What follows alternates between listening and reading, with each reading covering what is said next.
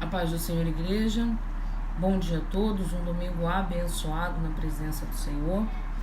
Hoje nós vamos estar dando início à lição de número 13, a última lição dessa revista do quarto trimestre, que fala sobre a fragilidade humana e a soberania divina, o sofrimento e a restauração de Jó. Então, durante todos esses últimos meses, esses 3 meses, nós fizemos um estudo sobre o livro de Jó. Quem era Jó, porquê do sofrimento de Jó, os amigos de Jó, as acusações que ele sofreu. E hoje, nós vimos na aula passada o Senhor se apresentando a Jó, e hoje, quando Deus restaura o justo, quando Deus restaura a vida de Jó. O texto áureo está em Jó 42, versículo 10, e diz assim: E o Senhor virou o cativeiro de Jó quando orava pelos seus amigos. E o Senhor acrescentou a Jó outro tanto em dobro a tudo quanto dantes possuía. Verdade prática. A restauração do ser humano acontece em razão do amor e da misericórdia de Deus, e não como consequência do esforço pessoal, piedade e atos de bondade. O que ele está dizendo é que a restauração do ser humano, ela não acontece porque nós somos dignos, merecedores, porque nós fazemos, acontecemos. Ela acontece, ela se dá nas nossas vidas porque o Senhor nos ama e tem misericórdia de nós. A leitura bíblica está no livro de Jó 42, do versículo 1 ao 17. E diz assim: Então respondeu Jó ao Senhor e disse: Bem sei eu que tudo podes, e nenhum dos teus pensamentos pode ser impedido. Quem é aquele, dizes tu, que sem conhecimento encobre o conselho? Por isso, falei do que não entendia, coisas que para mim eram maravilhosíssimas e que eu não compreendia. Escuta-me, pois, e eu falarei, e te perguntarei, e tu ensina-me. Como ouvi dos meus ouvidos, ouvi, mas agora te veem os meus olhos. Por isso me abomino e me arrependo no pó da cinza, no pó e na cinza. Sucedeu, pois, que acabando o Senhor de dizer a Jó aquelas palavras, o Senhor disse a Elifaz, o temanita: A minha ira se acendeu contra ti e contra os teus 2 amigos, porque não dissestes de mim o que era reto, como meu servo Jó. Tomai, pois, 7 bezerros e 7 carneiros, e ide ao meu servo Jó, e ofereceis holocaustos por vós. E o meu servo Jó orará por vós, porque deveras a ele aceitarei, para que eu vos não trate conforme a vossa loucura, porque vós não falastes de mim o que era reto, como meu servo Jó. Então foram Elifaz o temanita, e Bildade o suíta, e Zofar o naamatita, e fizeram como o Senhor lhes dissera, e o Senhor aceitou a face de Jó. E o Senhor virou o cativeiro de Jó quando orava pelos seus amigos, e o Senhor acrescentou a Jó outro tanto em dobro a tudo quanto dantes possuía. Então vieram a ele todos os seus irmãos e todas as suas irmãs, e todos quantos dantes o conheceram, e comeram com ele pão à sua casa. E se condoeram dele e o consolaram de todo o mal que o Senhor lhe havia enviado. E cada um deles lhe deu uma peça de dinheiro e cada um pendente de ouro. E assim abençoou o Senhor o último estado de Jó, mais do que o primeiro, porque teve 14.000 ovelhas e 6.000 camelos, e 1.000 juntas de boi e 1.000 jumentas. Também teve 7 filhos e 3 filhas, e chamou o nome da primeira Gemima, e o nome da outra Késia, e o nome da terceira Queren Apuque. E em toda a terra não se acharam mulheres tão formosas como as filhas de Jó. E seu pai lhe deu herança entre seus irmãos. E depois disso viveu Jó 140 anos, e viu a seus filhos, e aos filhos de seus filhos, e até a 4ª geração. Então morreu Jó velho e farto de dias. Ou seja, muita idade e farto, né? Com abundância. A introdução. Nessa última lição, nós trataremos sobre a restauração de Jó. E veremos que ela se dá quando ele se humilha diante de Deus e intercede por seus amigos. Constataremos também que o testemunho de Deus sobre Jó provou ser verdadeiro. E seus amigos tiveram de se retratar. Durante toda a provação, ele se manteve íntegro e não lhe foi atribuída impiedade alguma. Pelo contrário, o Senhor o restaurou de forma grandiosa. Essa lição está dividida em 3 tópicos, né? O Jó humilhado, a intercessão de Jó e a restauração de Jó. No primeiro tópico, o primeiro subtópico é o Jó humilhado. Nos capítulos 38, 39 e 40 demonstram como Deus expôs a Jó a sua onipotência da criação, a sapiência em preservá-la. Ele mostra que o patriarca era incapaz de não apenas compreender a dinâmica da criação, mas sobretudo fazer algo parecido com ela. Jó se convenceu de que seus próprios questionamentos eram injustos. Se ele não era capaz de fazer o que Deus fez, então com que direito criticava os caminhos divinos? Se apenas uma das criaturas de Deus era capaz de impor terror em Jó, como se comportaria ele diante do Criador dessas criaturas? Então, depois do Senhor se apresentar a Jó e descrever sua grandeza e soberania sobre todas as coisas que estão fora do alcance do homem de entender, e compreender o agir de Deus, a criação de Deus, né? Eu separei o versículo Jó 40, do 3 ao 5, que quando Jó responde ao Senhor: sou indigno, como posso responder-te?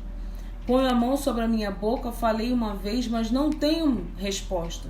Sim, 2 vezes, mas não direi mais nada. Que quando Jó reconhece que ele não sabe nada, que toda a grandeza, toda a majestade, ela é do Senhor. No segundo subtópico, ele vai falar da reverência e da submissão, que é exatamente no momento do versículo 40, no capítulo 42, no versículo 2, em que Jó reconhece Deus, né? Bem sei que tudo pode, e nenhum dos teus planos pode ser frustrados. Quem é aquele, como disseste, que sem conhecimento encobre o conselho?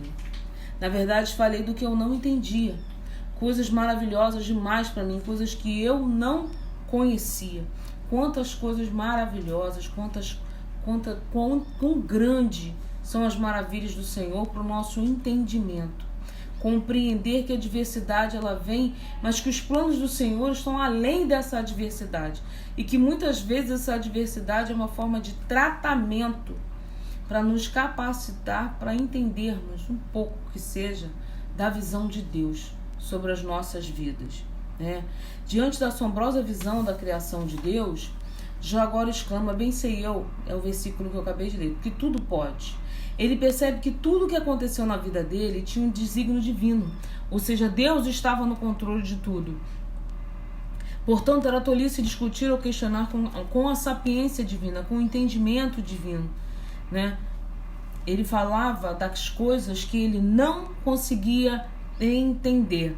Ao repetir a censura que Deus lhe fizera anteriormente, no capítulo 38, Jó demonstra não ver mais injustiça alguma nas ações de Deus. Ele admite que agiu com presunção, pois desconhecia os sábios propósitos divinos. Por desconhecermos muitas vezes os planos do Senhor, porque nem tudo nos é permitido saber, muitas vezes a gente entra em dúvida daquilo que realmente nós devemos viver, se estamos dentro do propósito do Senhor. Mas aí o Senhor ele nos mostra, através do dia a dia, do tempo em que nós paramos de brigar com Deus, de discutir com nossos problemas e entregamos os nossos problemas a Deus, que é tudo muito maior, né? Terceiro subtópico, uma experiência viva com Deus. Então, lá no 42, versículo 5, Jó diz assim: eu te conhecia só de ouvir, mas agora os meus olhos te veem. A postura de Jó diante de Deus muda drasticamente. Ele ainda continua a se dirigir a Deus, ele continua a falar com Deus, mas agora de uma forma diferente, de uma forma mais humana, de uma forma mais humilde, reflexo de uma experiência viva com Deus, com forma descrita no versículo, né? Para Jó, Deus era conhecido apenas de ouvido. É como nós conhecermos de Deus e ouvirmos de Deus que existe um Deus grande, que Jesus te ama, que Deus é Pai, que Deus ele tem um propósito na sua vida, mas ao invés de ouvir, começar a ter vivência com Deus, ter experiências com Deus. As experiências que nós temos com Deus, com um relacionamento mais profundo com Deus, vão nos forjando, vão nos moldando e nos dando um outro sentido de vida, uma outra forma de ver, de tratar e de passar por certos processos. Se antes ele estava altivo, não entendendo o porquê estou sofrendo, o porquê isso está acontecendo, eu sei que é Deus, mas eu não entendo o porquê. Agora ele já está mais humilde. Ele já está mais consciente que, independente do que foi a prova, Deus estava com ele o tempo todo. Deus tinha o controle de tudo o tempo todo, né? Então, essa experiência mudou a forma de Jó ser. Segundo o teólogo Roy Zuck, Jó possuía um conhecimento de Deus apenas por tradição, porque antigamente, como é que funcionava? O mais antigo passava para o filho, que passava para o filho, passava para o outro filho, e assim sucessivamente. Os mais velhos iam ensinando doutrina aos mais jovens, né? Ele não tinha experiências reais. Jó já adorava a Deus sem as experiências. Com a experiência, ele passou a adorar ainda mais esse nosso Deus. Não podemos nos contentar com um conhecimento teórico acerca de Deus, mas devemos experimentá-lo. Quando temos experiências vivas com o Altíssimo, renunciamos aos nossos achismos. Tudo aquilo que a gente acha cai por terra a partir do momento que nós passamos a viver no dia a dia, que nós passamos a criar experiências com Deus no dia a dia. Nós vivemos de milagre em milagre, de fé em fé, dia após dia. É um dia depois do outro. Cabe o mal de cada dia. Então nós passamos a viver de fé. Nós passamos a viver crendo no que o Senhor tem o controle de tudo. Mas essa vivência, ela vai afastando aquilo que a gente acha e vai trazendo mais para perto, mais para fora, vamos dizer assim, aquilo que nós já vivemos, né? Confessamos nossa miséria no pó e na cinza, rejeitando o nosso orgulho e rebeldia. Deus é glorificado em todas as áreas da nossa vida. Essa lição ela é a respeito da restauração do justo, da importância da pessoa ter uma vivência com Deus, de experimentar pessoalmente a Deus, além de conhecer o Deus da palavra, o Deus do testemunho do teu irmão. Ela vai te estimular a experimentar pessoalmente a Deus, a partir da sua própria vivência, a partir da sua própria necessidade.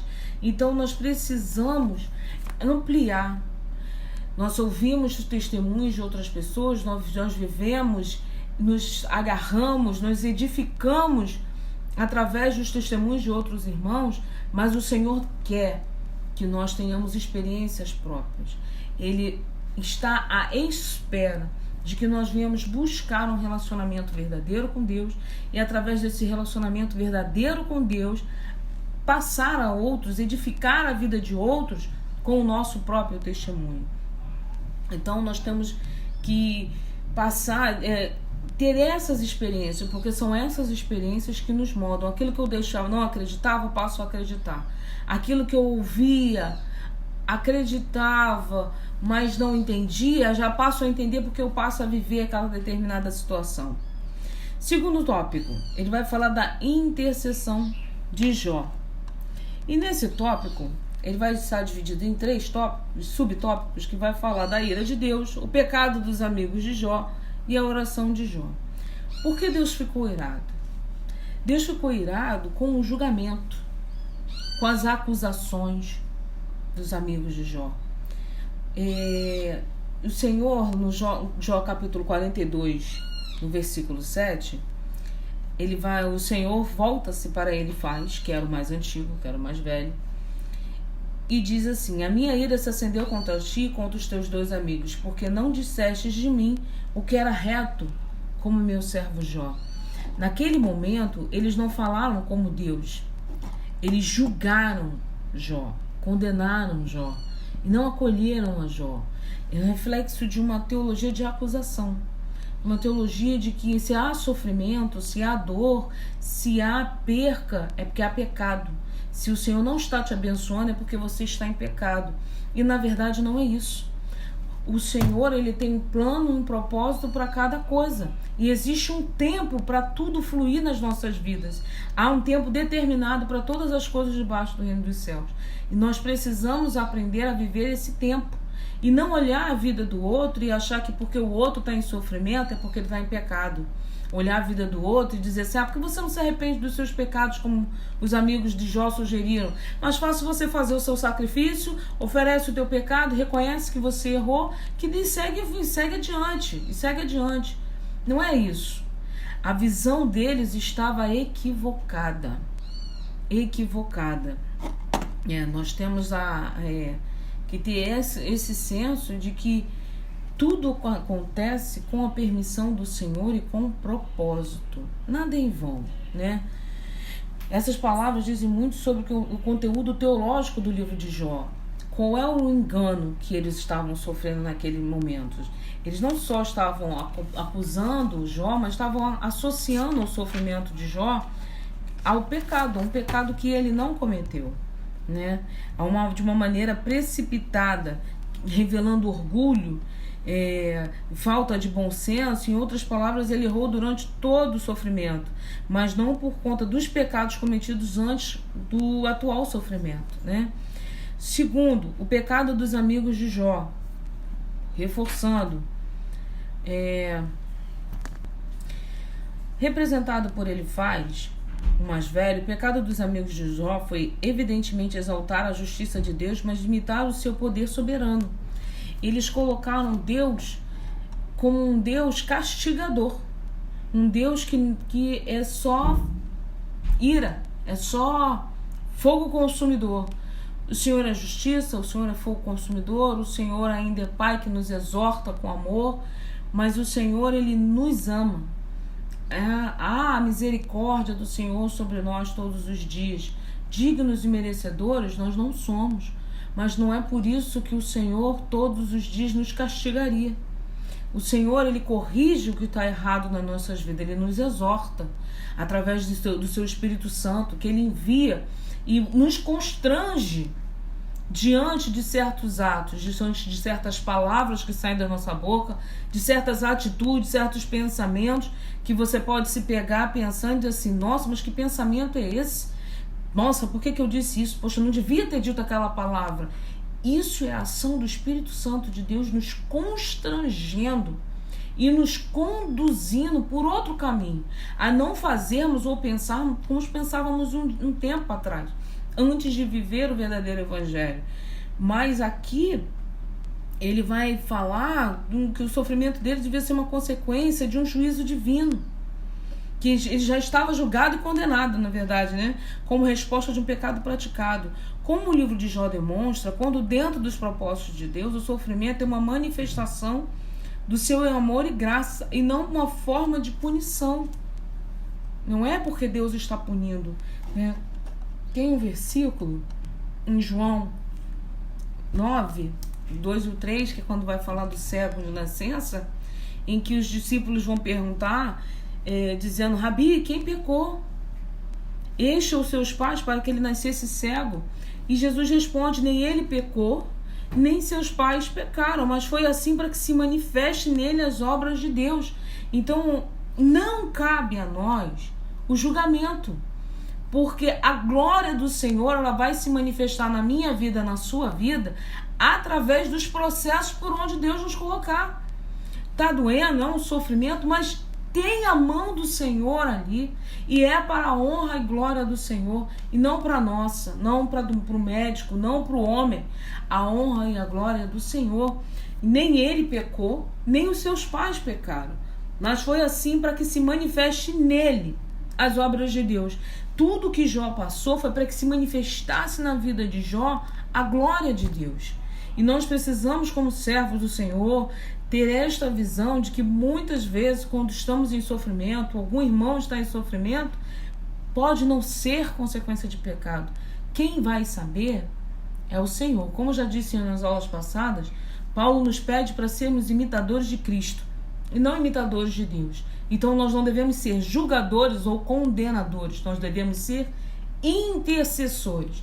Não é amar o pecado do meu irmão, não é amar e apoiar o pecado do meu irmão, mas é apoiá-lo para se livrar das práticas, para que ele dentro de si reconheça. Paulo, ele vai dizendo que examina-se o homem a si mesmo. Ele não pede para que eu e você venhamos examinar a ninguém. Ele pede para que o homem se examine.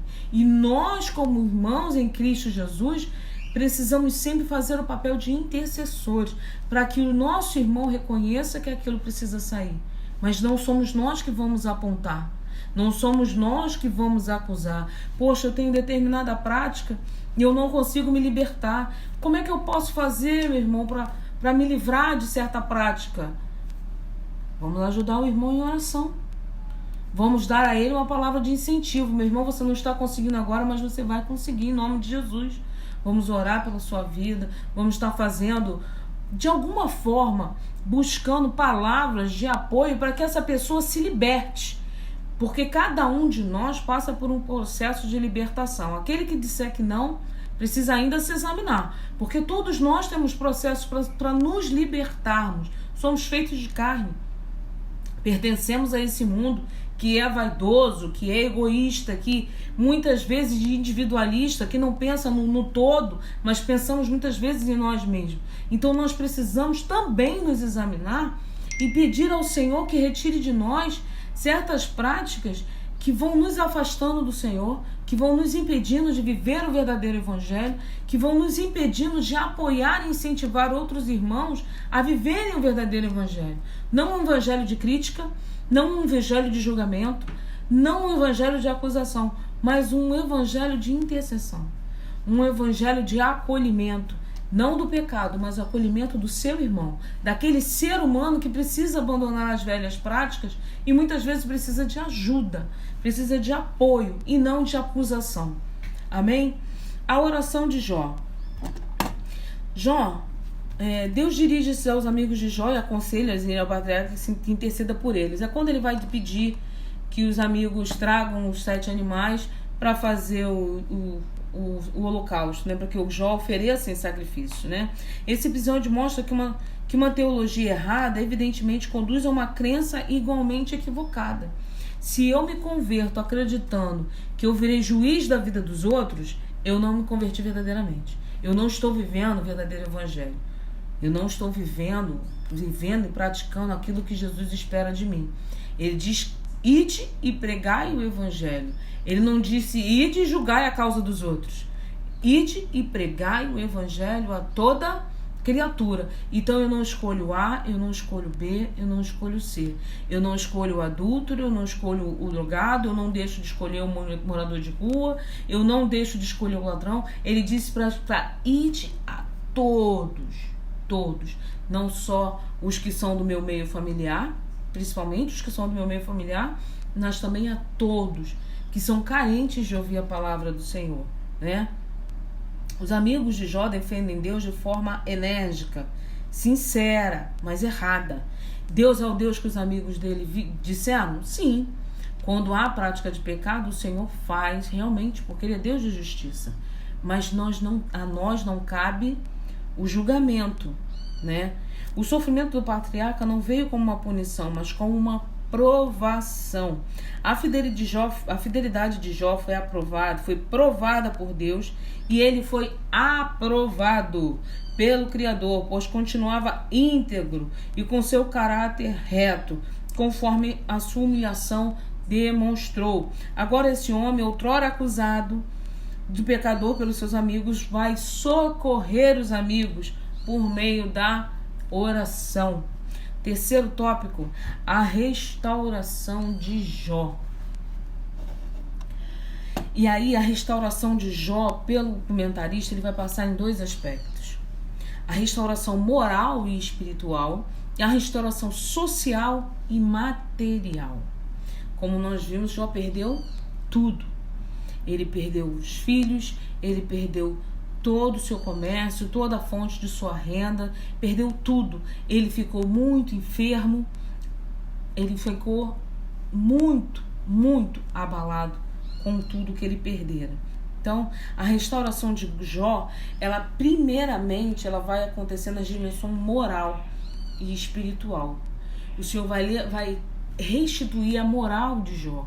Aqueles que estavam olhando Jó com acusação, crendo que Jó não era digno, o Senhor devolve a Jó a dignidade, porque o Senhor vai ter diretamente com Jó e dizer a Jó, constranger a Jó, dizendo que ele é dono de todas as coisas.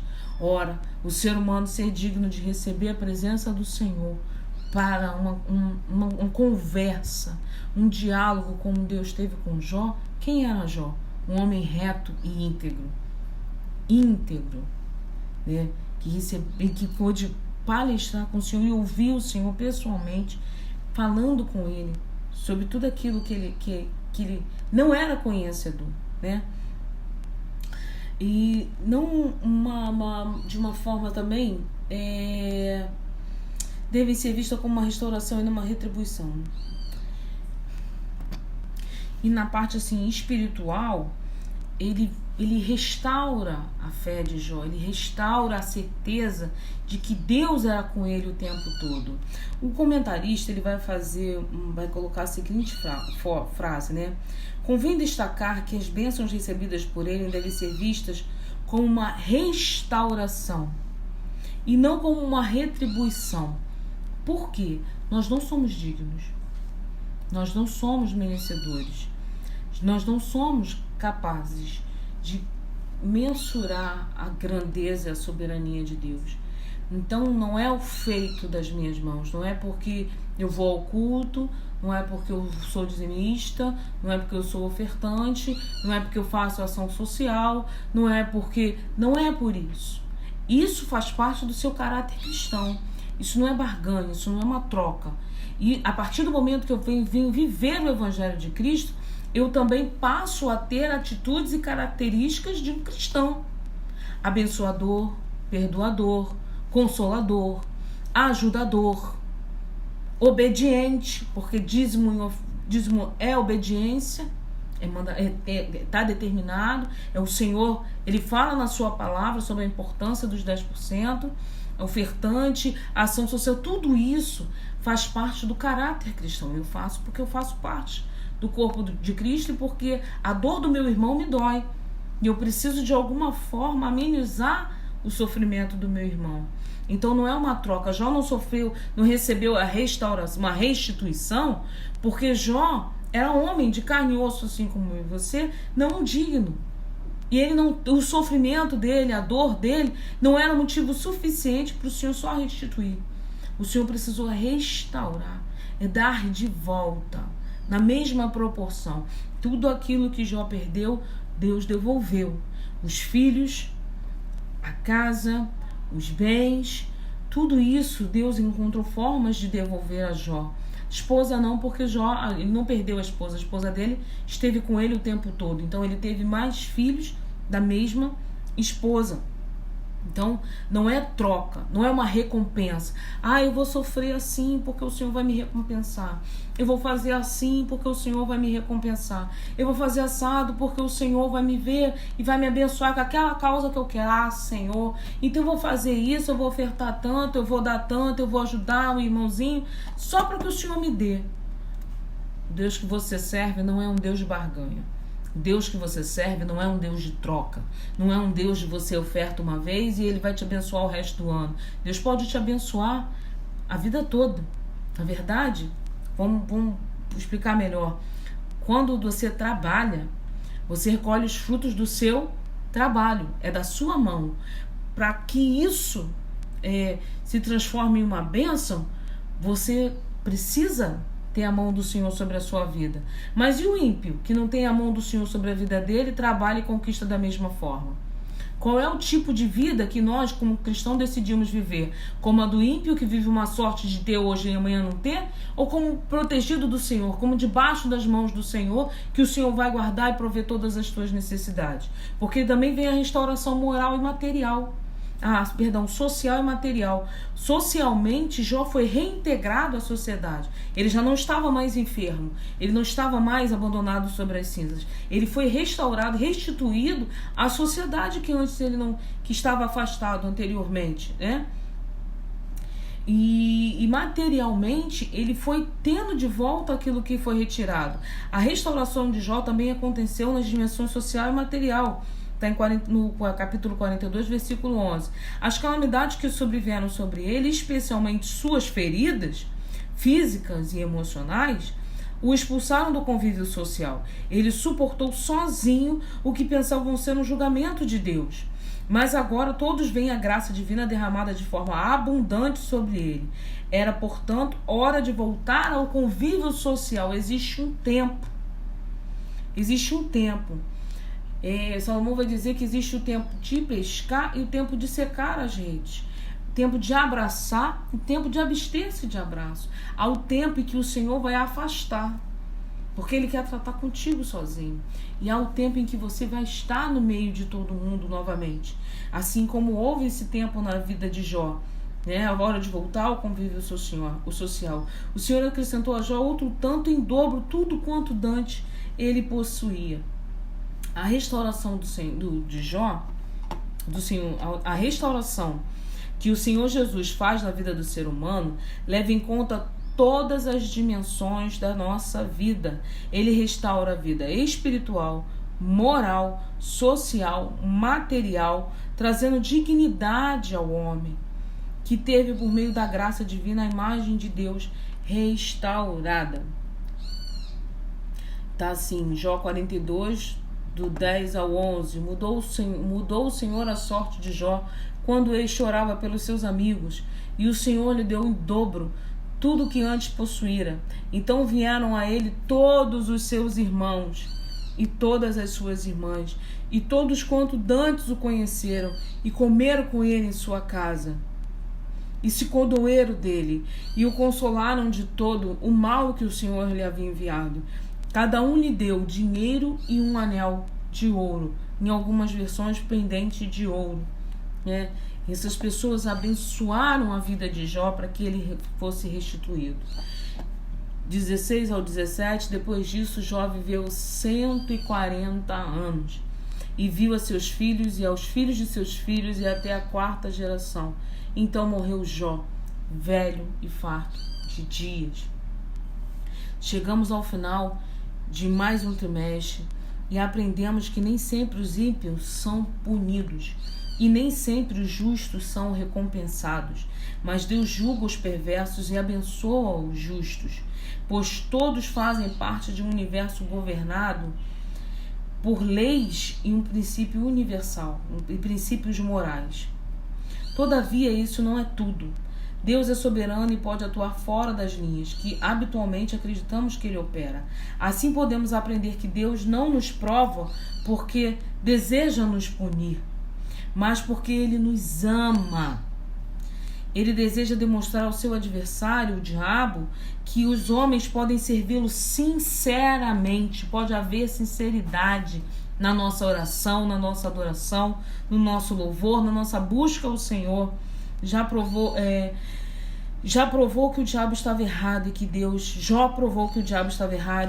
estava sempre certo, esteve sempre certo. Nós estamos encerrando um ano diferente, um ano em que nós tivemos que lidar com situações e circunstâncias diferentes, difíceis, dolorosas para uns, para outros, e nós não podemos deixar de ter em Jó um exemplo de resiliência, um exemplo de fé, de constância, de entender que as lutas vêm, as provas vêm, mas e tudo isso é para que a glória do Senhor se apareça, se resplandeça sobre as nossas vidas, que o Senhor tem o controle de tudo e que nada passa impune aos olhos do Senhor. Assim como o Senhor é um pai que nos exorta com muito amor, ele não deixa de corrigir os seus filhos. E tudo aquilo que precisa sair, vai sair. Aquilo que precisa ficar, o Senhor vai aprimorar, vai melhorar. Tenhamos ânimo para enfrentar um novo ano que vai se iniciar com fé, com esperança, com amor, sendo mais imitadores de Cristo do que julgadores. Que não venhamos levar para a nossa vida o exemplo dos amigos de Jó, que julgaram, condenaram, do que nós não devemos ser e nem fazer. O Senhor, ele nos pede que nós venhamos acolher, que nós venhamos ser reflexo, imitadores de Cristo. Então que nós tenhamos mais braço para abraçar do que dedo para julgar. Que a gente não venha condenar as pessoas, porque não cabe a nós esse julgamento. Amém? Dentro dessa lição, eu vi dentro desses 3 estágios, desses 3 momentos de restauração, de humilhação de Jó, a intercessão de Jó e a restauração de Jó, existe um pouco da nossa vida com Cristo. Existe sim, porque na nossa caminhada com Deus nós vivemos esses 3 estágios. Primeiro estágio da vida do cristão é reconhecer a grandeza e a soberania de Deus sobre as nossas vidas. Humilhar-nos perante a Deus, reconhecendo a nossa ignorância, reconhecendo que não somos nada sem Deus, que nada é possível nas nossas vidas sem a mão do Criador sobre nós, né? Reconhecer a nossa total dependência de Deus, entregar tudo para Deus antes de tomar qualquer atitude, decisão, antes de colocar a mão em alguma coisa, sempre entregar ao Senhor e dizer que o Senhor dê a melhor direcionamento para as nossas vidas. Nós precisamos aprender a viver uma vida de dependência com Cristo e não com este mundo, não com os homens, né? E já não é mais esse momento de começamos a adquirir experiências e viver um relacionamento mais próximo com Deus. Nós servimos a um Deus de relacionamento, um Deus que quer nos ouvir, que quer nos escutar, que quer nos aconselhar através da sua palavra, né? E já não é mais um Deus de ouvir falar, mas um Deus que nós devemos conhecer através de ações das nossas vidas.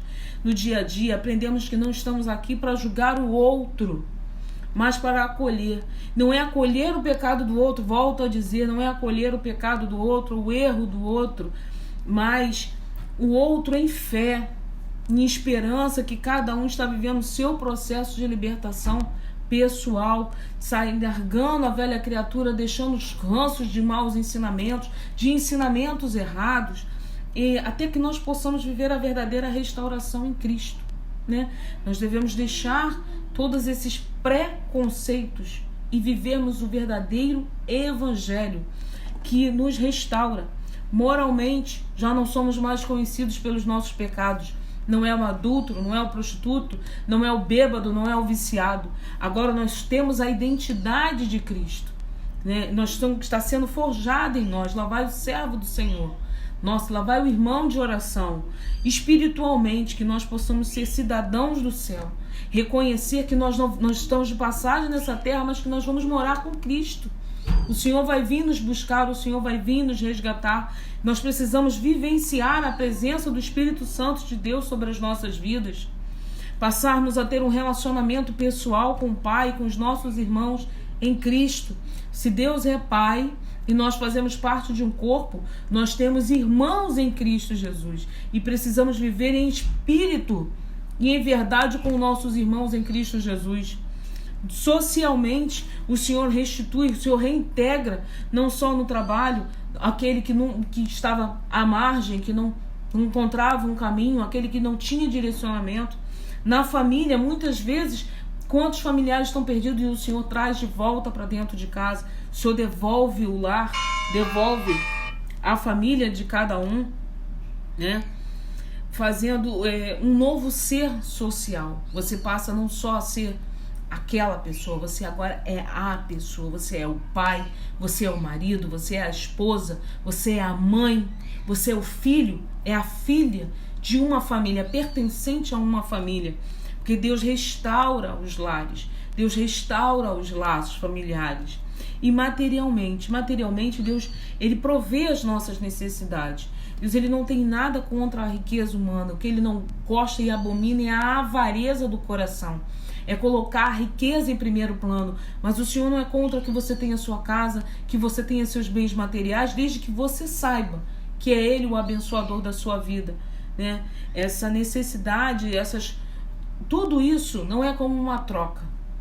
Não é o que eu vou fazer e o Senhor vai me dar. É consequência do meu trabalho, é consequência do meu relacionamento com Deus, é consequência da vida espiritual que eu passei a levar. Amém? Então o que nós aprendemos, né? Que nós precisamos aprender é aceitar a exortação do Senhor sobre as nossas vidas. Porque nem tudo é castigo ou é sofrimento para o homem. É aprimoramento. Nós estamos aqui para aprimoramento dos santos. E não porque somos perfeitos. Perfeito não há. Perfeito não há. Nós não somos perfeitos. Só Jesus Cristo é perfeito. É o único digno de toda a honra, de toda a glória, de toda a adoração. Para o próximo trimestre, agora nós vamos estar estudando o verdadeiro pentecostalismo, a atualidade da doutrina bíblica sobre a atuação do Espírito Santo de Deus. A partir da próxima semana, essa é a nova revista que nós vamos estar estudando e aprimorando a nossa vida com Cristo. Querido, nunca pare de estudar, não pare de fazer suas leituras, não pare de fazer o seu devocional todo dia de manhã. Inicie o ano com um planejamento. Esse ano eu vou tentar ler um versículo por dia. Esse dia eu vou conseguir tirar um momento do meu dia antes de dormir, assim que eu acordar, para falar com Deus. Não deixe Deus para o último horário do teu dia. Comece o dia falando com Deus. Comece o dia agradecendo a Deus pelo fôlego de vida que Ele te dá. Todos nós estamos nesse encerramento de ano e é um momento sim de reflexão. É um momento sim de nós avaliarmos tudo que nós fizemos e tudo aquilo que nós poderíamos ter feito e nos propormos a fazer as coisas diferentes, nos propormos a sermos melhores para o Senhor, melhores para o reino, melhores para os nossos irmãos, melhores para a nossa família, não como troca, mas como aprimoramento daquilo que o Senhor espera de nós. O Senhor não nos fez para mesmice. Não se conforme em levar uma vida mediana com Cristo. Não se conforme em buscar a Cristo apenas no seu domingo. Fale com Deus todos os dias. Frequente os cultos. Busque a face do Senhor. Esteja mais próximo de Deus, para que Deus se aproxime mais de cada um de nós. É uma caminhada de mão dupla. Eu caminho para o Senhor e o Senhor caminha para mim. Eu caminho para o Senhor e o Senhor caminha para mim. E nós vamos caminhando junto de mão dadas. Convide o Espírito Santo de Deus para caminhar nesse ano de 2021 lado a lado contigo. Tenha um domingo abençoado. Culto hoje às 19 horas. Que o Senhor possa falar mais fortemente no coração de cada irmão. Em nome de Jesus. Amém.